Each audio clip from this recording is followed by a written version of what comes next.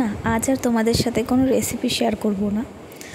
সবাই যেমনভাবে চিকেন রান্না করে আমিও ঠিক তেমনভাবেই রান্নাটা করেছি।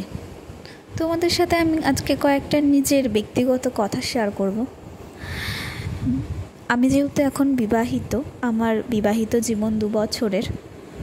তো যখন বিয়ে হয়নি, বিয়ের আগে মাকে দেখতাম যে মা সকাল থেকে উঠে বাড়ির বাসি কাজকর্ম করে, স্নান করে, পুজো করে, আমাদের খাওয়ানোর জন্য রান্নাবান্না করে কাজে সংসারের কাজ করতেই থাকতো, নিজের জন্য সময় বের করতো না।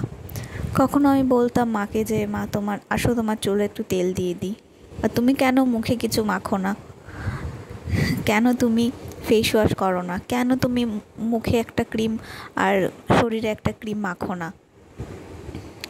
তো মা বলতো যে বিয়েটা কর, তোর বিয়েটা দিয়ে দিই, তারপরে তুই ঠিক বুঝতে পারবি কেন যে আমি নিজের যত্ন করি না, কেন যে করতে ইচ্ছা করে না, সেই জিনিসটা তুই বুঝতে পারবি। তো আজ বিগত 2 বছর ধরে সংসার করছি, এখন বুঝতে পারছি সত্যিই মা কেন কথাগুলো বলতো। সত্যি ইচ্ছা করে না মুখে একটা ক্রিম, গায়ে একটা ক্রিম আলাদাভাবে মাখতে। সত্যি ইচ্ছা করে না একটু নখগুলো বড় বড় করে সুন্দর নেল পেন্ট করাতে। সত্যি ইচ্ছা করে না একটু চুলের যত্ন নিতে। অনেক সময় আমার এমন হয়, হয়তো মারও হতো এমন, তখন হয়তো বুঝতে পারতাম না, এখন নিজের বেলায় ঠিক বুঝতে পারি। এমন হয় যে খুব খারাপ লাগছে, ইচ্ছা করছে না কিছু করতে, কিন্তু তবুও করতে হয়। হ্যাঁ, এই সময়টা আমার মাও পার করে এসেছে, আর আমাকেও পার করতে হবে। আমার মতো প্রত্যেকটা মেয়েরই পার করতে হবে যারা সংসার করছে। আর যারা সংসার করছে না বা করতে চায় না, তাদের ব্যাপারটা আলাদা। সময়ের সাথে সাথে না আমরা অনেক কিছুই শিখি, অনেক কিছু ভুলে যাই। মাঝে মাঝে মাকে বলতে ইচ্ছা করে, দেখো মা, আমি একেবারে তোমার মতো হয়ে উঠেছি, পাক্কা গৃহিণী।